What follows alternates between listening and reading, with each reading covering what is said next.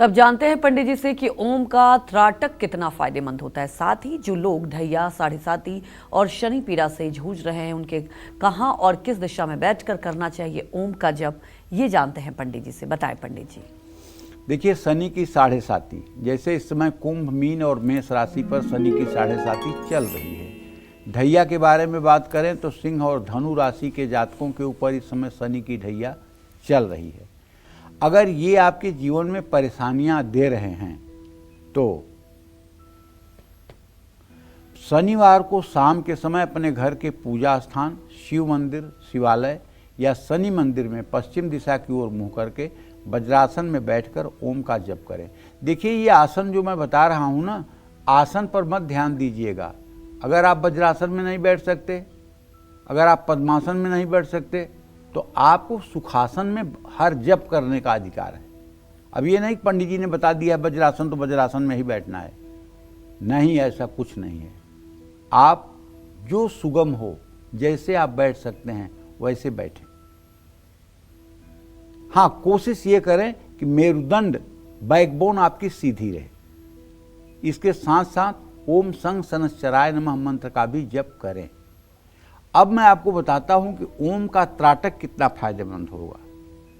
त्राटक शब्द हो सकता है कुछ लोगों के जेहन में न हो कि त्राटक होता क्या है, तो मैं बताना चाहूंगा, किसी विशेष बिंदु पर ध्यान को केंद्रित करना त्राटक कहलाता है।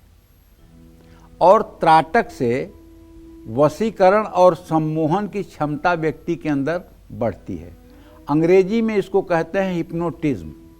जो लोग हिप्नोटिज्म करते हैं वो लोग त्राटक क्रिया किए होते हैं। जो लोग दूसरों के आंखों में आंखें डालते ही उसे अपने बस में कर लेते हैं और अपने मन मर्जी के अनुसार उसको चलाते हैं, वो त्राटक क्रिया किए हुए लोग होते हैं।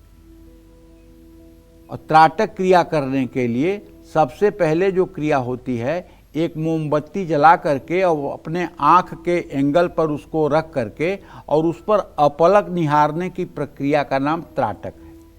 और फिर एक शक्ति चक्र बना करके गोलाकार कागज को दीवार में चिपका करके उस पर अपलक दृष्टि देखने का नाम त्राटक है।